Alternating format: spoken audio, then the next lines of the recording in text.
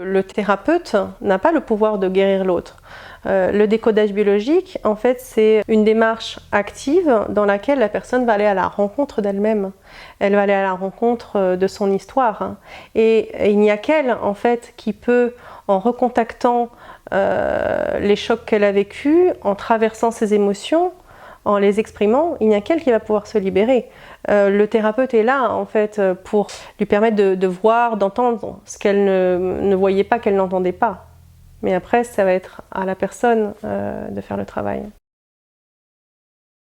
Le décodage biologique peut accompagner des personnes souffrant de tout type de symptômes et de maladies. On va retrouver, en fait, quasiment derrière chaque symptôme, derrière chaque maladie, un choc émotionnel. Par contre, une des conditions au décodage va être que la personne ait un accès à son vécu intérieur, à ses ressentis, à ses sensations, à ses émotions. Donc parfois il peut y avoir un travail préalable d'amener la personne à descendre dans le corps, à descendre dans ses émotions. Et c'est assez fréquent en fait d'avoir à faire ce travail parce que dans notre société on est très dans la tête, dans le mental, on analyse, on réfléchit. Mais on n'a pas été habitué et sensibilisé à ressentir, à accueillir nos émotions. Tout public peut venir en décodage, sachant que chez le jeune enfant, souvent on va d'abord voir les parents, parce que c'est pas rare que la problématique émotionnelle soit chez le parent. Et que par résonance émotionnelle, c'est l'enfant qui va porter la solution. En fait, le problème à résoudre, il est chez le parent. La durée de la thérapie, on ne peut pas la prévoir à l'avance, mais c'est une thérapie brève, le décodage biologique.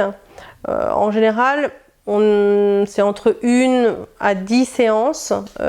Parfois, une séance suffit, parfois 2 ou 3. C'est une thérapie qui est orientée solution, ça n'a rien à voir avec la psychanalyse. On n'est pas du tout parti pour 1 an, 2 ans de thérapie. Ça va dépendre de la problématique, ça va dépendre du rythme de la personne, ça va dépendre de la structure de la personne, ça va dépendre si elle est déjà habituée en fait à l'introspection. Le rythme des séances, on espace les séances au moins de 2 à 3 semaines parce que ça bouleverse en général beaucoup une séance et après il y a un temps d'intégration, de transformation et d'intégration. Donc ce ne sont pas des thérapies vraiment longues, sauf quand vraiment il y a une problématique qui est ancrée dans la structure de la personne.